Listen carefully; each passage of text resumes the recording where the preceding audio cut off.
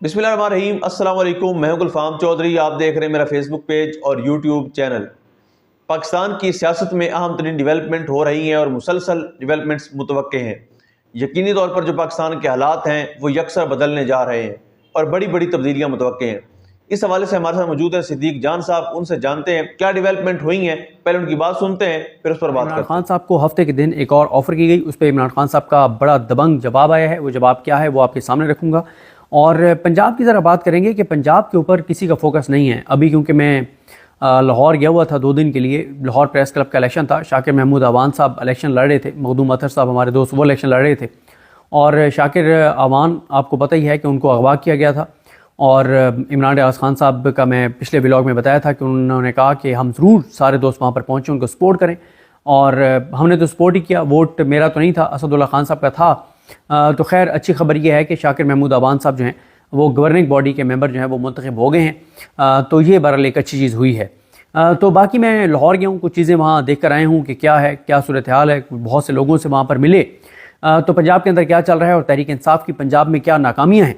तहरीक इंसाफ की मरकज़ी क़यादत किस तरह से मरीम नवाज़ को एक उन्होंने बिल्कुल एक खुला रास्ता दिया हुआ है कि मरीम नवाज़ अपने सूबे के अंदर जो बद इंतज़ामी है, जो करप्शन है, जो लूट मार है, जो कुछ वहाँ पे जो अच्छे ब्यूरोक्रेट्स हैं जो कुछ उनके साथ हो रहा है। लेकिन तहरीक इंसाफ इसके ऊपर मुकम्मल तौर पे ज़बान अपनी तहरीक इंसाफ ने बंद कर रखी है। किसानों के साथ जो कुछ हो रहा है, इंडस्ट्रियलिस्ट के साथ जो कुछ हो रहा है, कारोबारी अफराद के साथ जो कुछ हो रहा है, आवाम के साथ जो हो रहा है, 13 करोड़ के सूबे के साथ जो खिलवाड़ हो रहा है, उसके ऊपर तहरीक इंसाफ ने जो है वो मुकम्मल खामोशी इख्तियार कर रखी है। ख़ास तौर पर मैं आपसे शेयर करूँगा कि मैंने इस पर चेक किया है कि जो एक हुकूमती प्रोपेगेंडा था DC खुशाब सरोज फातिमा शिराजी साहिबा जो हैं उनको चेंज किया गया। वो मामला और माजरा क्या था वो भी आपके सामने रखूँगा। लेकिन पहले बात कर लेते हैं इमरान खान साहब को जो ऑफ़र की गई। ये हफ्ते वाले दिन PMLN की तरफ से एक आवाज़ आई कि इमरान खान साहब जो हैं वो मियां नवाज शरीफ साहब और आसिफ अली जरदारी साहब के साथ बैठ जाएं तो पाकिस्तान के 70 साल मसाइल जो हैं वो हल हो सकते हैं। बात यह है कि इमरान खान के बारे में तो पूरी रियासत का बयान ये है कि वो दहशत गर्द है, वो इंतशारी है, वो फसादी है, वो तो गुमराह है, वो और उसके लोग गुमराह हैं, उसको वोट देने वाले भी गुमराह हैं। उसको वोट देने वालों को कभी अकल काम नहीं करता। वो दिमागी तवाज़ुन उनका ठीक नहीं है जो करोड़ों लोगों ने उसको वोट दिया है। लिहाजा इसीलिए 8 फरवरी को जब करोड़ों लोगों ने उसको वोट दिया तो फिर जो चाबी वाले खिलौने बता रहे हैं कि मुल्क के बड़ों ने फैसला किया कि यार ये लोग तो जाहिल हैं, ये लोगों के का अकल काम नहीं कर रहा कि उन्होंने करोड़ों लोगों ने इमरान खान की जमात को वोट डाल दिया है। हालांकि हमने निशान भी काजी फाइजा के ज़रिए ले लिया था, हमने लेवल प्लेइंग फील्ड भी नहीं दी, गिरफ्तारियां भी की, 10,000 बंदे भी उठाए, 4 दीवारी का तकद्दुस भी पमाल किया, अगवा भी किए लोग, जो अभी कंपेन भी नहीं करने दी। A और B कैटेगरी के लीडर्स भी नहीं हैं। इमरान खान भी जेल में है, कंपेन भी नहीं चली, निशान भी पास नहीं है, पोलिंग एजेंट भी नहीं होंगे। और उस दिन इंटरनेट भी बंद जो है वो कर दिया गया, मोबाइल सर्विस भी बंद कर दी गई। उसके बावजूद करोड़ों लोगों ने वोट डाल दिया। लोगों का दिमाग ख़राब है, इनको नहीं पता, हमें ज़्यादा बेहतर पता है कि इस मुल्क को ये चोर डाकू और लुटेरे जो हैं ये मुल्क को आगे लेकर जा सकते हैं, ये इस मुल्क का मुकद्दर हैं, ये इस मुल्क का मुस्तकबिल हैं। तो लिहाजा उन चोरों डाकू लुटेरों को मुसल्लत कर दिया गया 8 फरवरी को। तो बात यह है कि आपने ये जो चोर डाकू और लुटेरे मुसल्लत हैं, अब कहा जा रहा है कि जी इमरान खान भी साथ इनके बैठे तो 70 साल से जो मुल्की मसाइल हैं वो ख़त्म हो सकते हैं। यानी जो इस मुल्क की तबाही और बर्बादी का सबब है, इमरान खान उन्हीं के साथ बैठ जाए। पहली बात वो, उस पर इमरान खान का जो जवाब आया वो मैं आपके सामने रखता हूँ।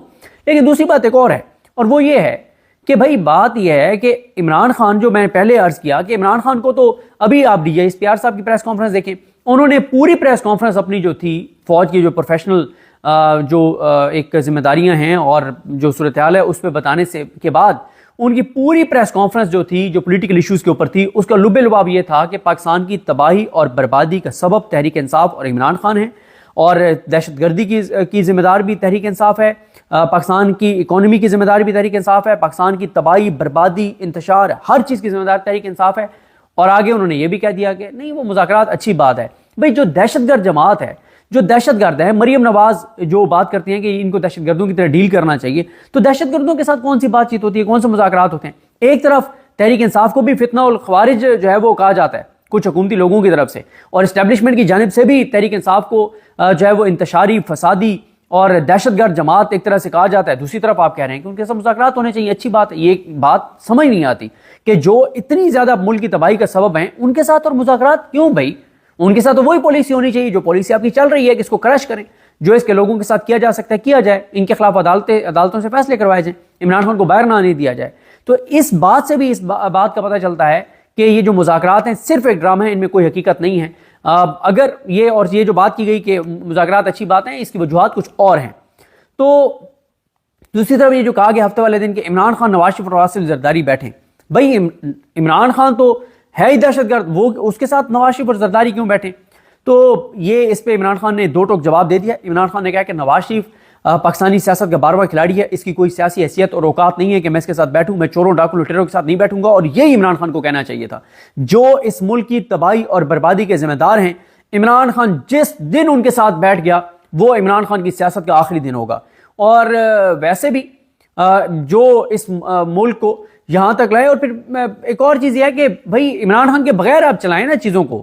آپ نے پی ڈی ایم میں ساری جماعتیں، پورے پاکستان کا نظام، پورے پاکستان کے ادارے، اپریل 2022 سے لے کے آج تک پاکستان کی اسٹیبلشمنٹ، پاکستان کا الیکشن کمیشن، پاکستان کی عدالتیں، پاکستان کا میڈیا، پاکستان کی بیوروکریسی، حکومتیں، سب ایک پیج پر ہیں، سب ایک طرف ہیں، اکیلا عمران خان ایک طرف ہے، اور بیٹھا کہاں پہ؟ اڈیالہ میں بند کمرے میں بیٹھا ہے۔ تو بھائی وہ چھوڑ دینا عمران خان کو۔ آپ کہتے ہیں کہ عمران خان کو لوگوں نے ووٹ نہیں دیا، 8 فروری کو نہیں دیا لوگوں نے ووٹ، آپ کی بات مان لیتے، اس کی نہ کوئی آپ کے مطابق نہ کوئی سیاسی حیثیت ہے، اور اس کو آپ نے سزائیں بھی دے دی۔ غدار بھی آپ نے اس کو، سیفر میں بھی آپ نے سزا دلوا دی، عدت کیس میں بھی آپ نے اس کو سزا دلوا دی۔ آپ نے عمران خان کو مورلی، فنینشلی، ہر طرح سے کرپٹ ثابت کرنے کی کوشش کی۔ تو آپ نے سب کچھ کر کے دیکھ لیا نا، اس کو مائنس کرے، آپ چلائیں نا اس کے بغیر ملک، چلا لیا نا آپ نے 2.5 سال میں، جو ملک کے ساتھ حشر نشر آپ نے کر دیا ہے۔ تو عمران خان نے دو ٹوک جواب دے دیا کہ میں ان چوروں، ڈاکوؤں، لٹیروں کے ساتھ نہیں بیٹھوں گا، اور عمران خان کو یہی کہنا چاہیے تھا۔ پاکستان کے لوگ عمران خان سے یہی ایکسپیکٹ کرتے تھے۔ اب آ جائیں عمران خان صاحب کا اور جو تفصیلی پیغام جاری ہوا ہے اس پہ آتے ہیں۔ عمران خان صاحب کہتے ہیں کہ مجھے اللہ پر پورا یقین ہے کہ 2025 اس قوم کے لیے حقیقی آزادی کا سال ہوگا۔ رجیم چینج کے بعد ملکی معیشت تباہ ہو کر رہ گئی، کاروبار بند ہو رہے ہیں، نئے سرمایہ کار جو ہیں وہ پاکستان نہیں آ رہے، بلکہ جو پہلے سے یہاں پہ صنعتیں ہیں، جو صنعتیں لگانے والے ہیں، وہ اپنی انویسٹمنٹ پاکستان سے نکال رہے ہیں۔ معاشی ترقی کے لیے سرمایہ کاری کی ضرورت ہوتی ہے۔ معیشت کی اس بدحالی کی 4 بنیادی وجوہات ہیں۔ پہلی وجہ، ملک میں قانون کی حکمرانی کا خاتمہ۔ ملٹری کورٹ سے سویلینز اور سیاسی قیدیوں کو سزائیں دلوا کر سپریم کورٹ کے آئینی بینچ نے اپنا منہ کالا کیا ہے۔ کیا زبردست جملہ عمران خان نے کہا ہے، یہ عمران خان ہی جرأت کے ساتھ کہہ سکتا ہے۔ وہ جیل میں بیٹھ کے اتنا آزاد ہے کہ وہ یہ باتیں کر رہا ہے، اور ہم لوگ آزاد ہو کے اتنے قید ہیں کہ ہم یہ بات نہیں کر سکتے تھے، جملہ ادا نہیں کر سکتے تھے۔ جو اس نے زبردست بات کی ہے امیر الدین خان کے بارے میں، جمال خان مندوخیل کے بارے میں، محمد علی مظہر صاحب کے بارے میں، حسن اظہر رضوی صاحب جو اس میچ میں شامل تھے، مسرت ہلالی صاحبہ، نعیم اختر افغان صاحب۔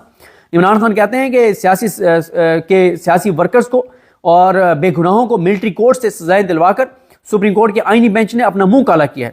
ملٹری کورٹس اور آئینی بینچ بنا کر ملک سے رول آف لا کا خاتمہ کر دیا گیا۔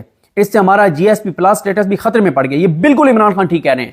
اگر خدا نہ خواستہ پاکستان کے جی ایس پی پلس سٹیٹس کو کچھ ہوا تو اس کے ذمہ دار یہی وہ جج ہوں گے جنہوں نے کہا کہ دو جلدی کرو، سزائیں دو ملٹری کورٹس میں سویلینز کو، جتنی دے سکتے ہو ان کو۔ جی بالکل، جس طرح سے آپ نے صدیق جان صاحب کو سنا کہ آئندہ آنے والا جو ہفتہ ہے، یہ چند دن ہے، یہ پاکستان کی سیاست میں کتنے اہم ہیں، اور اس میں جو پاکستان کی سیاست ہے اس میں کتنی بڑی تبدیلیاں متوقع ہیں۔ اللہ پاک وطن عزیز کا حامی و ناصر ہو۔ پاکستان زندہ باد۔